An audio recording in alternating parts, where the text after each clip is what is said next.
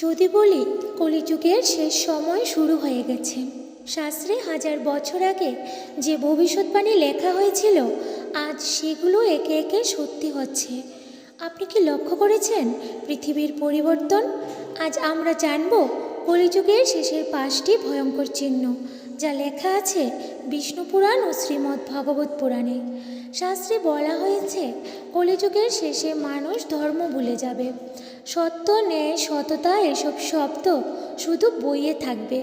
আজ দেখুন, মানুষ নিজের স্বার্থের জন্য সব করতে প্রস্তুত। ভালো মানুষ ঠকছে, অসৎ মানুষ এগিয়ে যাচ্ছে। এটাই কি সেই সময়ের শুরু? শাস্ত্রে বলা হয়েছে পরিবার ভেঙে যাবে, সন্তান পিতামাতাকে সম্মান করবে না। আজকে আমরা তা দেখছি না। বৃদ্ধাশ্রম বাড়ছে, পারিবারিক বন্ধন দুর্বল হচ্ছে, ভালোবাসার জায়গায় স্বার্থ। ভূমিকম্প, বন্যা, অগ্নিকাণ্ড, মহামারী। শাস্ত্রে লেখা আছে কলিযুগের শেষে প্রকৃতি অস্থির হয়ে উঠবে।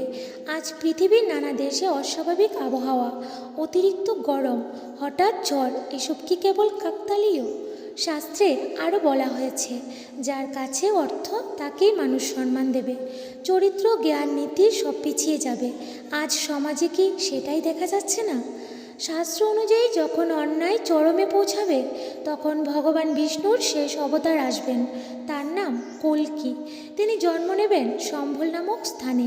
তিনি অন্যায় ধ্বংস করে সত্যযুগের সূচনা করবেন। এই ভবিষ্যৎবাণী কি আমাদের সময়ের জন্য?